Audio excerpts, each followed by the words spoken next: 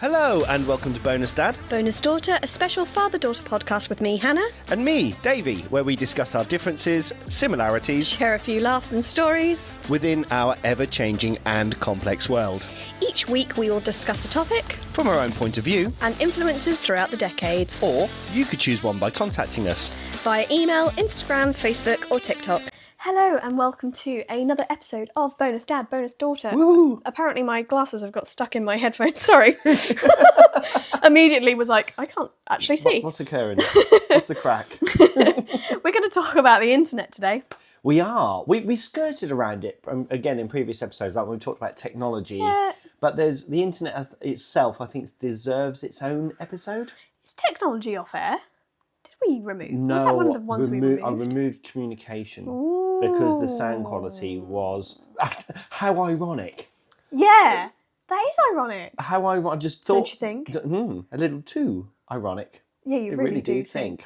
It's like rain! Sorry. We just literally bursted their eardrums. We didn't even give them a warning we were going to do that. Sorry, eardrums. Yeah. Sorry. Yeah, so that is ironic that we removed the communication because it wasn't communicating very well. Yeah, that was when that was a nightmare to mix because we're recording it as one sound file now and recorded it as two separate sound files. That's on your right. laptop. I had to marry them up. That's what happened. I was trying to think how we... Was that before we were in the previous studio? It used to take me like 5 hours just to do it. We've come so far. We really have. Look at what we've got. Look at what we've built. This Rodecaster Pro 2 is the best investment I've ever made. Really? It is absolutely awesome. I mean, just everything about it. I mean, and I'm not only using it to... We're not. A quarter of its potential. No. Really, really not. I still think that our intro... We're musicians. We are musicians. We do need to... Well, this is the thing, you see, because now I've got my decks, now I've got the music files, I can create like... You can literally create an intro. Create a track. I don't even need instruments. I can write it and do it all. And you have the raw audio. We don't even need to re-record our audio. No, I've got it all. I could even do it. But what we could do, we could start the intro with this voice. Hello and welcome to Bonus Dad, Bonus Daughter podcast. What is such a shame is that the visual watchers of our podcast would not experience what I just had basically Chipmunk Davey in my ear. It's great, isn't it? That's so cool. This can do so much. Would that come out on the recording? It will come on. It'll come out on the recording. Yeah. Oh, do another one. Do another one. But what about this one? Oh my god, you sound like a... How come it doesn't work for me? Is it just on your mic? Take me to your leader. Yeah, you sound like a evil villain, but like one that would live in a cave. Yes. Or there's this one. Oh, that's evil villainous. Welcome to my cave. Can you... Sorry. Oh, hello. Can we have a clean up on aisle 4, please? Oh my god, it is so... Can you go back to the other one and say the Cave of Wonders? The Cave of Wonders. Yes. If anyone's watched Aladdin, you'd know what I'm on about. Oh, I got a robot. See, I mean, and there's loads. there's absolutely loads. I mean, this is like only, well, a fraction of what this thing can do. That's mad. We can make phone calls on this as well. I know we can. I know you've mentioned this before. Getting people on there. Maybe that's a way to get people guests. Yeah. They don't even have to come to us anymore. No, they wouldn't work for the visual. What YouTube if you gave me the soundbite? If I gave you the soundbite, you could mix it in. Yes, you could. That would work. So anyway, shall we talk about the internet? Yes. So, do you know how the internet actually works? Do you know what it is? Tumbleweed. How it actually works? What the internet actually is? It's a collection of an archive of information. Yeah. But no. So basically, I can't believe it's free. Oh yeah. Well, basically, you have a device, right? Your device. Mm-hmm. On the device, you then have an ISP address, which is your device.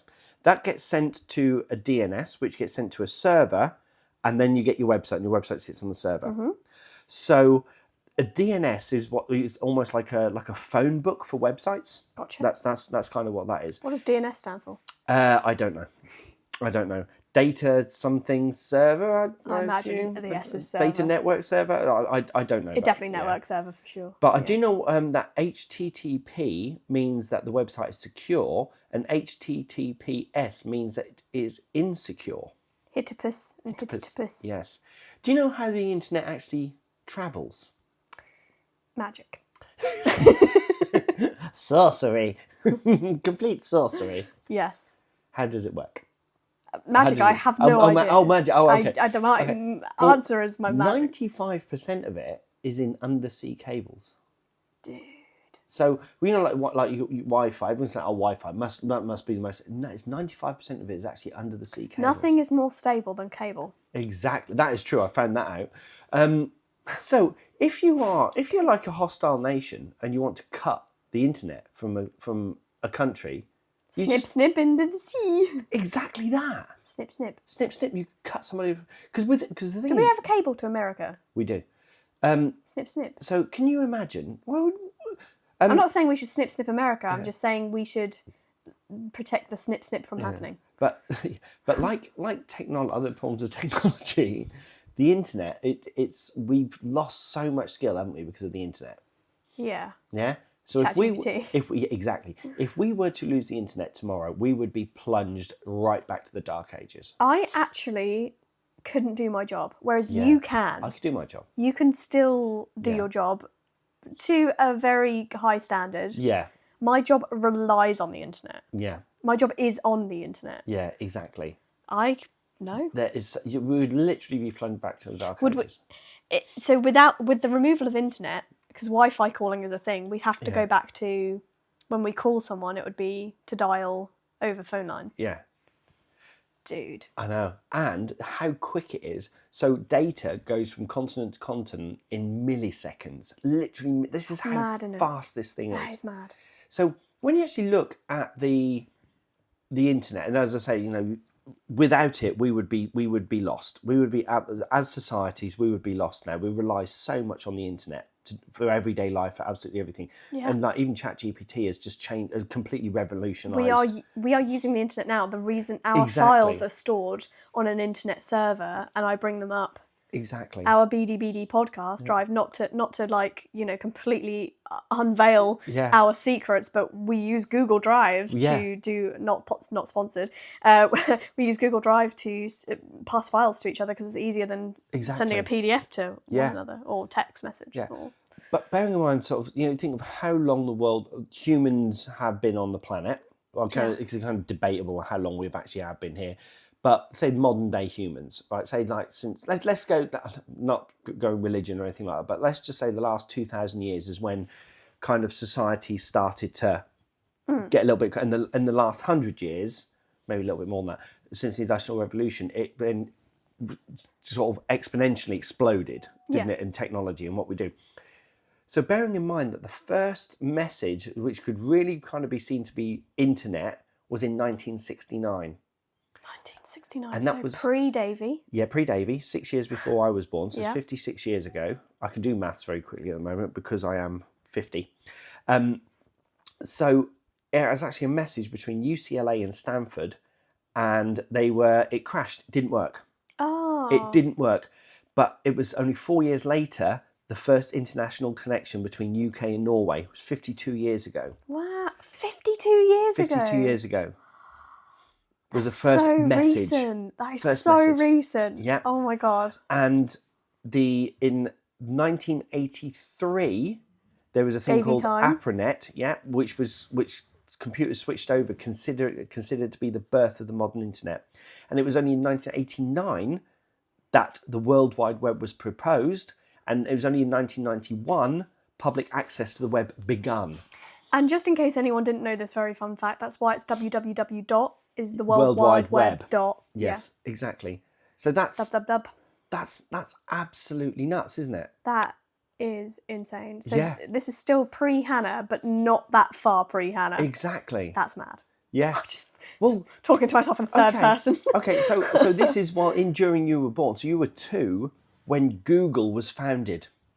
I was born before Google. You were born before Google.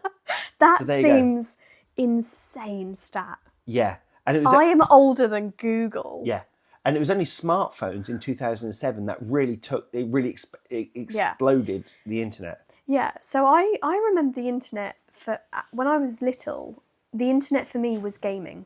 Yeah. Little tiny 2D. Yeah. I can't even remember. They were just like these little blobs, and that you could play soccer with them, or you could or you could play pool, or you could like play worms. Essentially, what was worms then? Snake as well. What was that?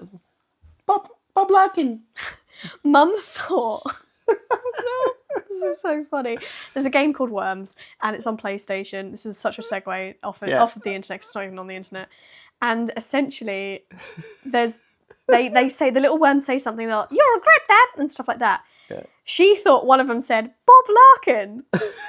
Not "stop laughing," which is what it actually says. Yeah. So funny. Yeah, it's Bob Larkin. Bob Larkin.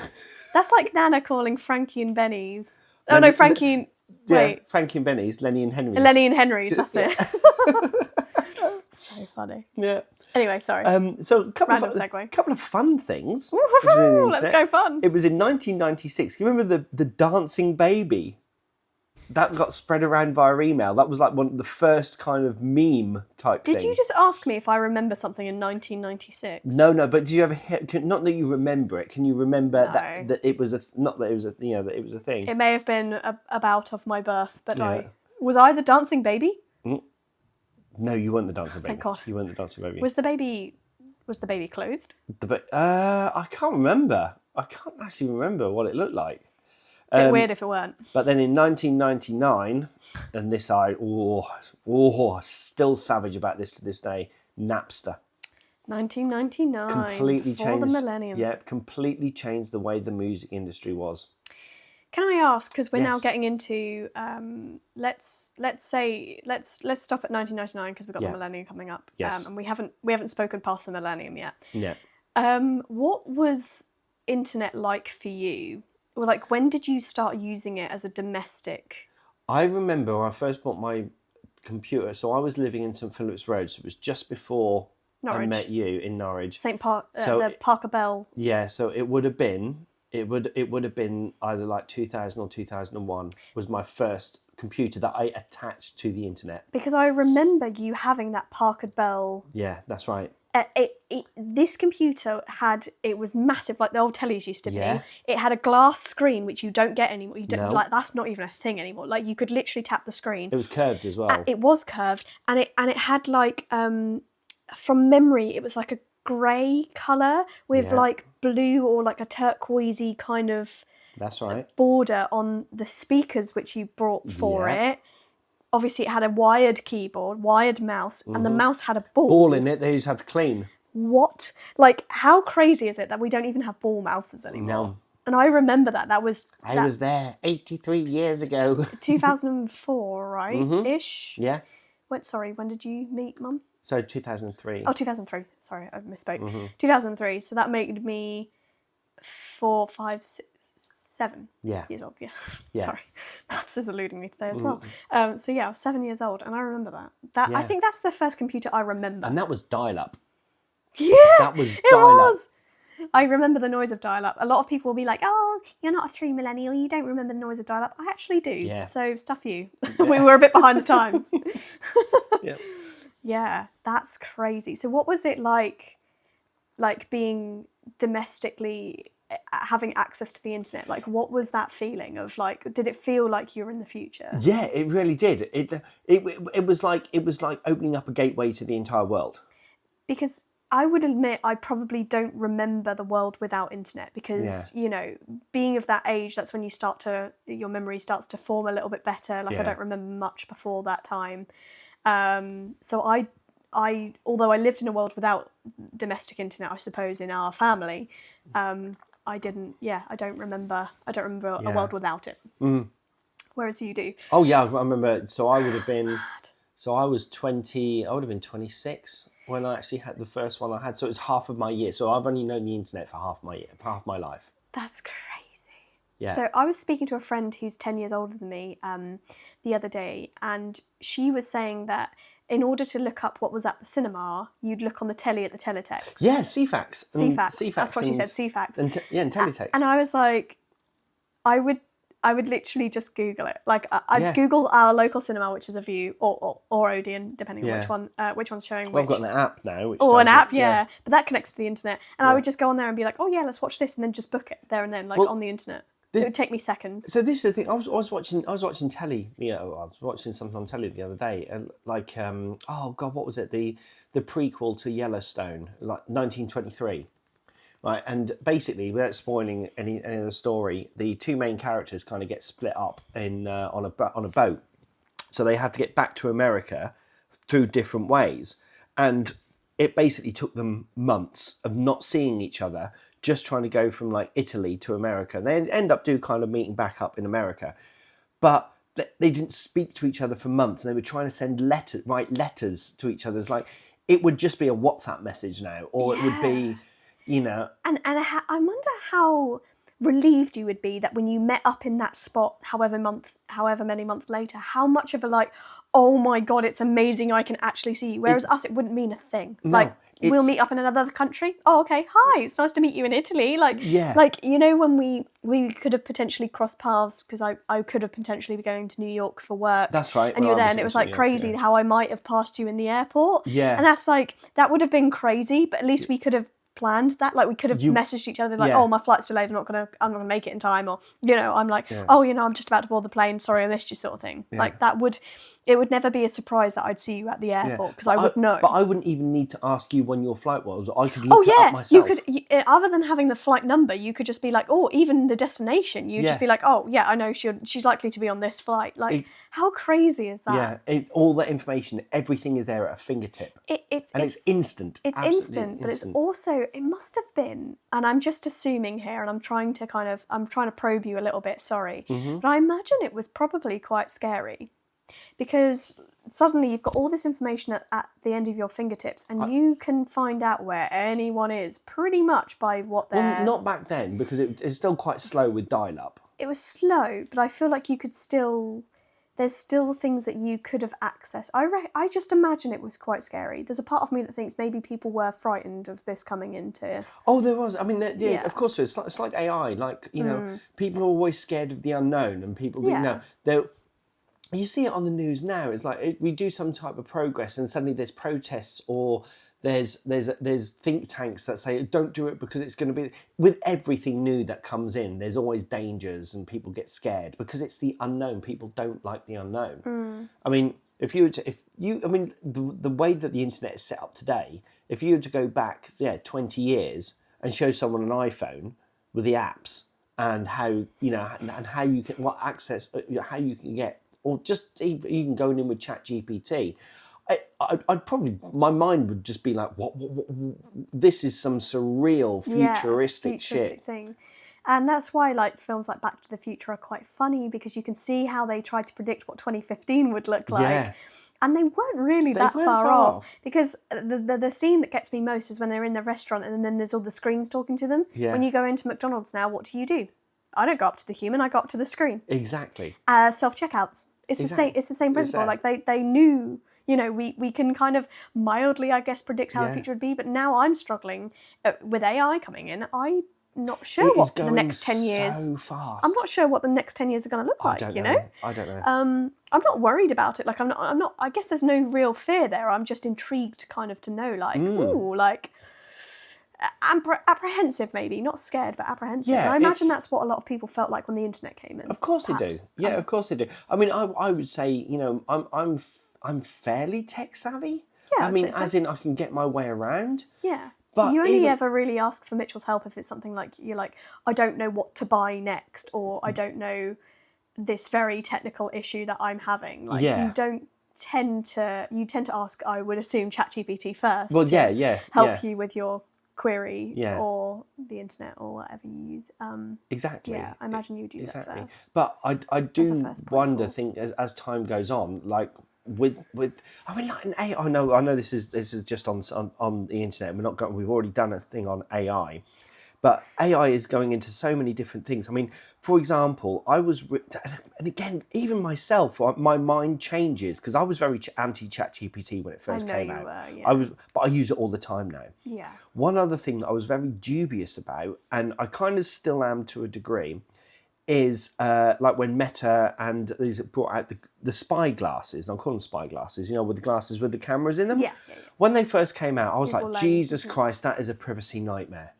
You could walk into a toilet with these glasses and record someone on the toilet and they wouldn't know. I mean, this is But last week, I found myself looking for a pair. Do you know why? Why? Because when I went to Brancaster and we were out on the water and I was taking film with my iPhone of the sunset, I was like, if I had sunglasses with a camera in it, it would be so much easier to just put the glass on, record, and then whatever I'm looking at, I'm filming. Yeah. I need to do a little bit more research because they haven't quite got the image stabilization thing quite right yet, so I'm going to wait a little while. But again, that's where I was very dubious of it to start with, but then I can see, because my immediate reaction is people are going to abuse it. Yeah.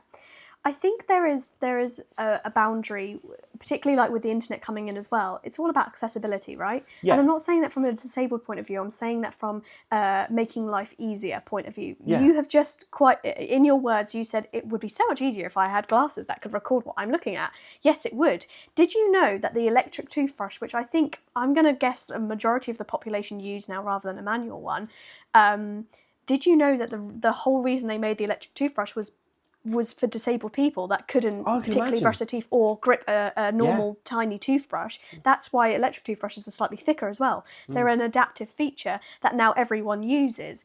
And it's funny how we come into life and we're like, the internet's coming in, AI's coming in, or whatever. This is all to make life easier. Yeah. Yes, I can kind of see I can understand the argument for we're going to lose the ability to think for ourselves, I guess, is another way. It can go the other way, and that's where we need this nice boundary in place. We need this nice in-between where we can use AI to our advantage for adaptability reasons. AI in particular, well, we mentioned it in the AI podcast, please go and check that one out, but I said in the medical field, it's doing quite well and wonders how it's mapping the body, how it can map all your moles on your body, and then you can go back a year later, and if there's any changes in those moles, you can get skin cancer you can diagnose this really quickly, and for diagnostic purposes, I think it's amazing. But yeah, you're right, there's an element of that, and I wonder when the internet came in, again, people were having these so you can't look in a book anymore, you can't read anymore. Exactly that. It's that attitude towards it, Yeah. I think, that probably changed. And I'm curious to know if you're experiencing the same thing now coming into AI. You were old enough, I guess, to have a thought process. It's the same. It's the same How with interesting is anything. that we are living, we're basically history kind of repeating itself. Well, it does with and again, this is psychology. So something new comes in. You immediately get two groups of people. You get the group of people that see it as fascinating research that is going to push forward with human development. Yeah. Then on the other side, you've got the people who are saying, well, no, it's going to destroy us. The doom, the worst case scenario people. I must admit, I kind of sit the fence a lot of the time. Sometimes I do flip over, depending on. And one day, what I think of AI might be that is brilliant, it's amazing, same with the internet. The next day I might get really worried about it, so I do flip between the two. But then you get it's the same as the grief.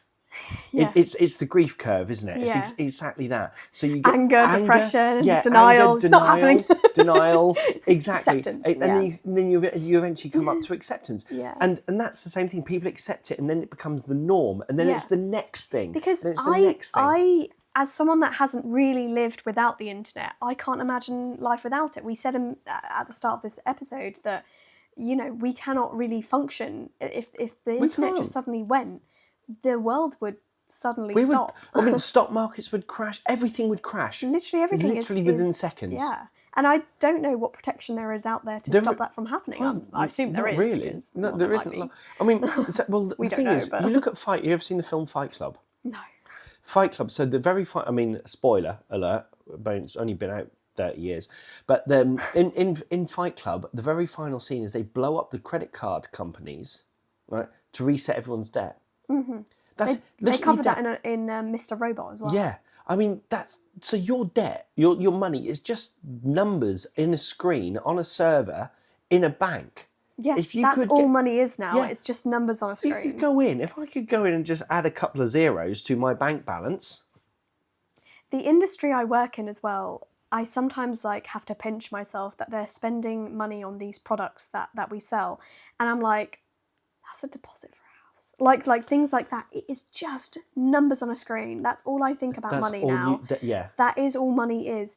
You know, way back when, probably before the internet. I don't want to even tell you what my budget is at work. Yeah, like I mean, it's ridiculous. I mean, before the internet, we didn't even have contactless payment, right? Yeah. That's magic to me. I remember when debit cards first came out. I'm sure you do. Like, and I'm assuming that was pre-internet, right? Yeah. Yeah, exactly. So, like, no, would it have been? Yeah, it was pre-internet. It was pre-internet. Yeah. Good. Suddenly, like, oh shit, well, maybe it wasn't. But yeah, like pre-internet. Yeah, because but imagine them coming out and people like, no, coins are the only thing. I can imagine the backlash of the credit card. All the transactions would go through the phone at the end of the day. How crazy is that? How insane to me that is. Like, yeah. At the end of the day, yeah. they go through the telephone. Like, what? That's so crazy. Yeah. So essentially, it was kind of the internet, but it'd be an intranet. Yeah. So, so a few other little facts for you. Google's data center runs millions of servers. Yes. And again, this is what goes back to what you were saying before about ChatGPT and the environmental impact because of the amount of server space. Yes. Yep. So a lot of it uses fiber optics, which is basically, it's light through glass tubes, which is where you can see why that data goes through in milliseconds because it's going at the speed of light. Wow. We're so clever, aren't we? Humans are so clever. We are. Maybe not the vast majority, but there are some really clever humans. And the next one, this kind of fact, I genuinely thought this was the case. Go on. Do you know what Wi-Fi stands for? I have no idea. I used to thought it stood for wireless fidelity, right? Apparently, doesn't mean nothing. Wireless fidelity. So fidelity means like truthful, right? Yeah. So true wire. Yeah. Oh. And Wi-Fi. And what is the cloud? What is the cloud? It's storage that is not on your... Yeah, it's on someone else's server. So there is no cloud. The cloud does not exist. It's just another server. It's just another server, but it's not stored locally on your device. Do you know how much the internet weighs? I'm intrigued to know how many gigabytes the internet is. How much the internet actually weighs in physical form. I mean, are we talking about the servers? No, just the internet, the data itself. So you think it's light going through, it's less than 50 grams. Oh, frickin' hell. Less than 50 grams. Less than 2 apples. Less than 2 apples is the weight of the whole internet. Shit. That's because it's electron movement. Yeah. Yeah, it's data over electrons. God. How many emails are sent each day, do you think? I have no idea. I haven't read the script. 300 billion. 300 billion? 300, but most of it's spam. Yeah. Yeah. Would you like your penis enlarged? Is that your first go-to? Yeah. Mine is actually, I do get blue pills a lot. Do you? I do, and I'm a woman, so I don't know why they're targeting me with it. I don't have erectile dysfunction. Oh, do you know what annoys me? It's like when you go onto a website, you go somewhere and then you accidentally sign up to their newsletter. And then you end up with... I mean, I've seen you do it as well because we both shared the BDBD podcast email. Yes. I'll go on there and my phone will come up and I'll go, really? And then suddenly it'll just disappear before my eyes. So I thought, well, Hannah's got that one. We do... Actually, on that note, there is someone who does keep emailing us. And because they've emailed us a couple of times now, I don't know if it is actually legitimate. I don't think... We've had a few emails that are not legit. Right, because if you are watching this episode and you have actually emailed us and you are the author of it's a book. Yeah. If you're an author of a book, yes, we would more than happily have you on the podcast. I don't have a problem with that at all. No, not at all. Your email just looked a bit spammy. Yeah. So if you have genuinely emailed us in and you're thinking, why have you not replied? It's because we both thought it was spam. So maybe just say hi. Hi, something a little bit more colloquially. Yeah. I understand that you probably sent this email to a lot of people, so again, I can understand why it looks a bit copy and pasted, but I'm really sorry if we just completely ignored you, but I kept thinking that was spam and I have been deleting it. But the same person has come up like 3 times now. Yeah. So I was like, ooh, maybe they are legit. just looking at my own emails, right? I've got Spotify for artists, but that's quite legit. It tells me how much Mammal's been listened to on Spotify. Yeah. Quite a lot, actually. I get a lot of Buzzsprout Cash ones. money, make it rain royalties, 0.01 pence per play. Do you not Spotify. unsubscribe to stuff like that? Because I do. I unsubscribe it all. Yeah. British Gas, Ancestry, LinkedIn, Argos, Halfords. LinkedIn sends you a lot of emails. Oh God, LinkedIn craze me. LinkedIn does send a lot of emails. They really do. Yeah. Facebook. Yeah, LinkedIn. I need to delete some of these. You can stop all those from happening. But yeah, you're right. Yeah, like a lot of them is from the things that you've signed up for. Yeah. I get a lot of, so say I've bought from a particular retailer and then they say sign up to our newsletter and you get 10% off that order. I tend to then get a lot of those emails, but some of them I don't mind having. Yeah. I also subscribe to a basically a system that tells me what cheap Amazon Kindle books there are going on at the moment. So I look through there and I get some new reads, which I really enjoy. But yeah, you're right. There's a lot of rubbish. There's a lot of rubbish. I would say maybe 50% of my emails is legitimate, and the other 50 is just marketing rubbish. Yeah. Which either gets deleted or potentially looked at, depending on what company it is. Yeah. So, what do you think the most visited site is? I mean, it's got to be Google. I think Google is the go-to search engine. There are others. There are Bing. Oh, do you remember Ask Jeeves? You were just thinking we were on the same wavelength there. Ask Jeeves was funny. Bing, I think, is the only real true competitor. Yahoo is another one. Yeah. What's the MSN one? Not Hotmail. AOL. No, not AOL. It's not called that though, is it? I can't remember what it's called, what the server's called, but yeah, it's the MSN, like the Xbox version. The second most is YouTube. Yeah. Visited site. Yeah. I think the internet as well has probably lost a lot of people some jobs, but also created a lot of jobs. Oh, it has. The reason I'm saying this is because my job would not be possible without the internet.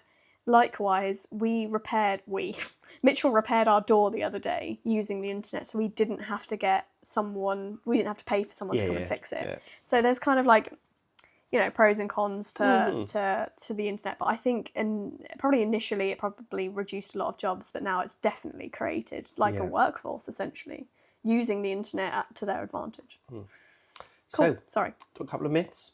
Let's go. So, when you put your private browsing on, it's supposed to make you invisible. Yeah. No. Oh, I love an incognito search. No. Your ISP, the DNS will still see that it's you. So you're not invisible. To go and we'll come on to it. I'm going to do a little section in a second on the deep and the dark web. So yeah. Do you know that you can delete something off the internet forever?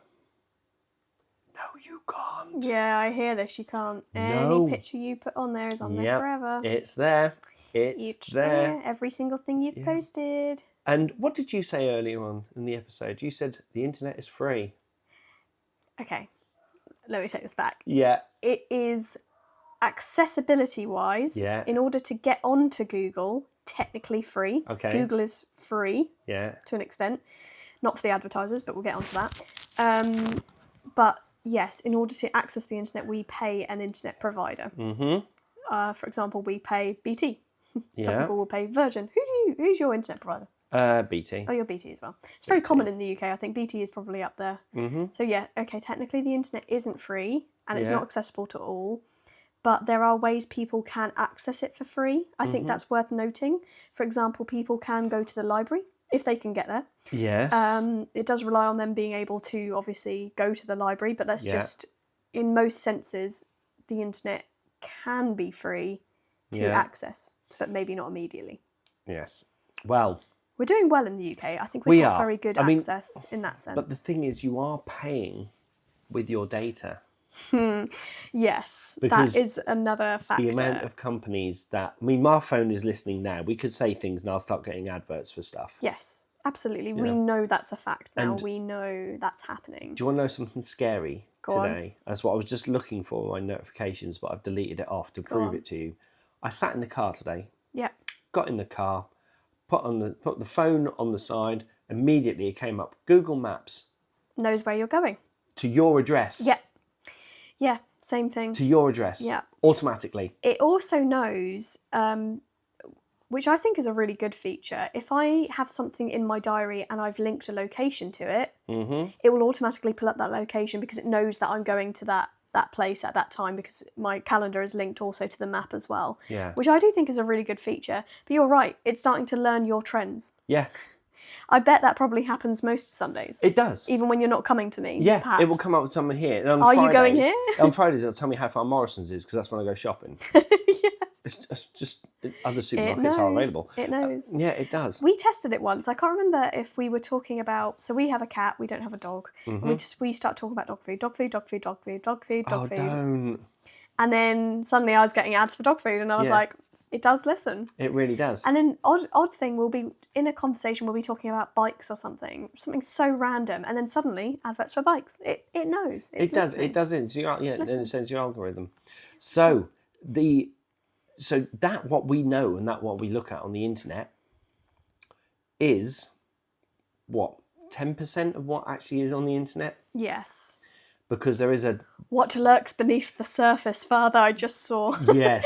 I just saw your. You get your subject. Yeah, you get the deep web and you get the dark web. So there's a difference here. I'm going to tell you kind of because I've had a little look into this because I wanted to make sure that I got it right. Okay. Okay. So you've got the web that we see, the top end of the internet, which is about 10% of the. And then you've got 90%. 90% of the internet is the deep and the dark web. Right. Okay. So the deep web is legit. Okay. Okay. What the deep web is, it's like academic databases, medical records, online banking, private email. So it is stuff, but it's securer. Secure. Okay. It's securer. It's anything that isn't indexed by standard search engines. Yeah, understood. So yeah, stuff that's stored. Yeah, so there's a lot of stuff on there, but it is legal. It is legit. This is the deep web. Yeah. Okay. Yeah. Okay. But it's just much more secure. Credit cards, all of that type of stuff is on the deep web. Okay, then you've got something called the dark web. Now this is where the weird shit happens. Yeah. Okay.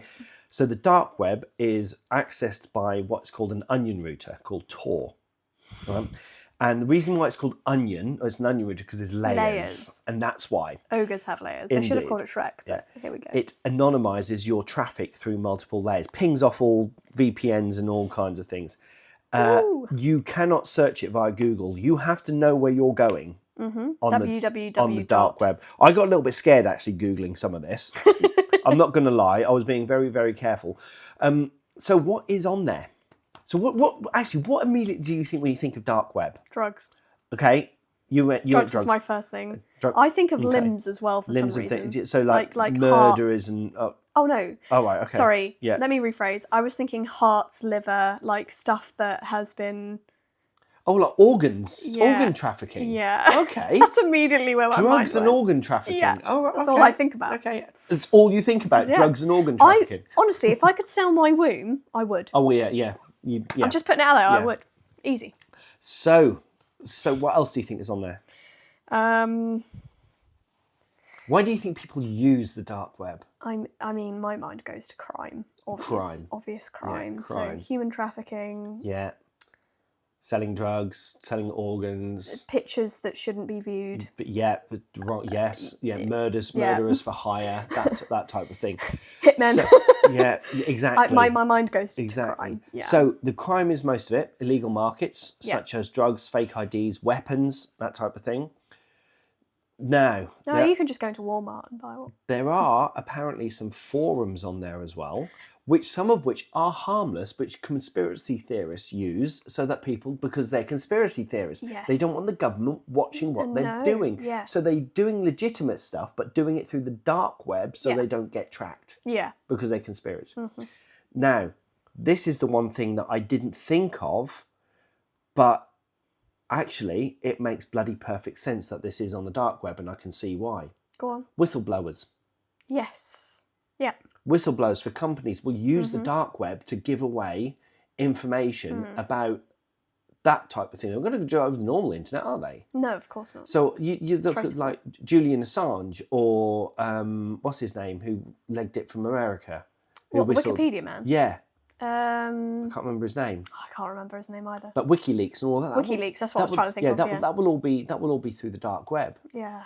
The other thing that's in the dark web as well, political activism. Of course, yeah. So so it isn't just not crime. Yeah, I immediately went to crime. But you're right. There's probably good uses of the dark web. Yeah, people wanting to remain anonymous to do good as well. Yeah. As well as do bad. So how it actually works is you have the Tor network. It's on a Tor network, and that hides the IP address by going through nodes. Then you've got the onion routing, which encrypts the layers stripped at each step, and also cryptocurrency is then used for transactions. I was just about to say that. Is crypto on the dark web then? Not. Yeah. Is that where that information is stored? That makes sense. Yeah. Yeah. So now it says get fiction versus reality. It said people think that you'll be hacked just by opening Tor. Nope, you won't. Not unless you download sketchy stuff. Yeah. In which case you will. Yeah. I imagine the police monitor certain avenues of Tor. Of course they do. There will be people who will actually go into dark websites to monitor them as well. Yeah.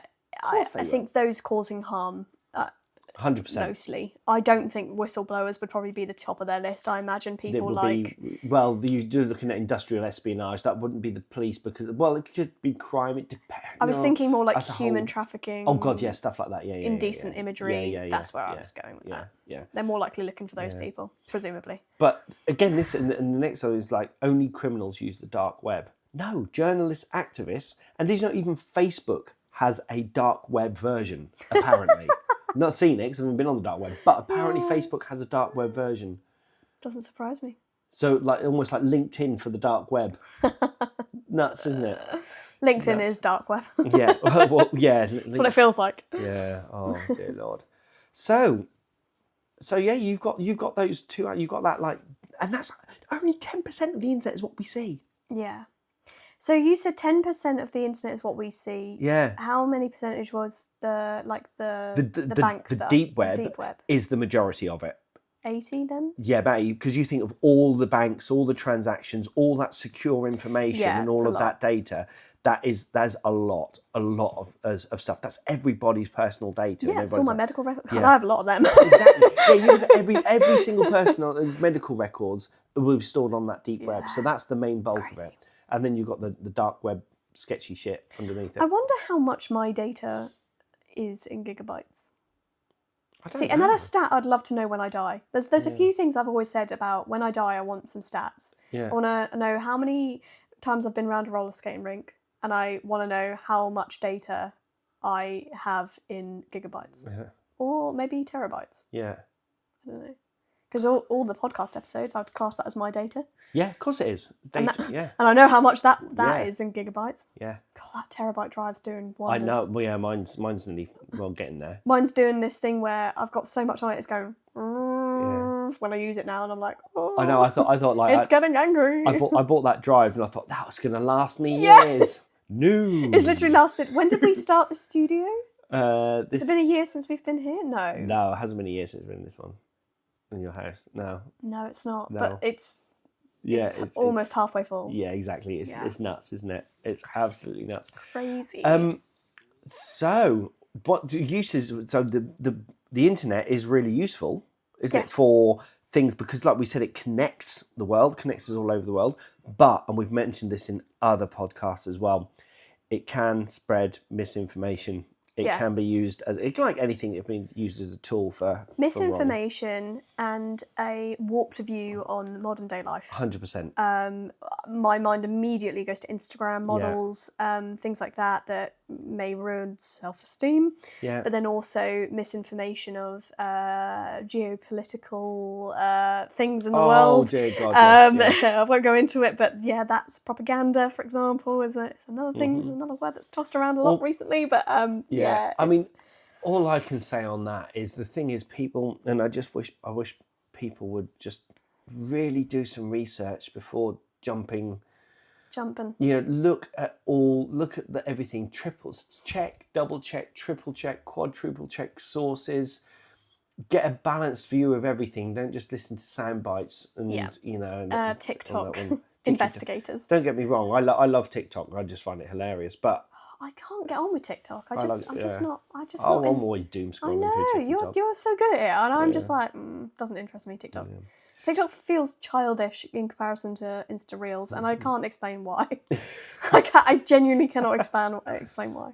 Sorry, please carry on. I was going to say, should we finish off on what's the weirdest thing, or say the weirdest, strangest kind of rabbit hole you've ever gone down on the internet?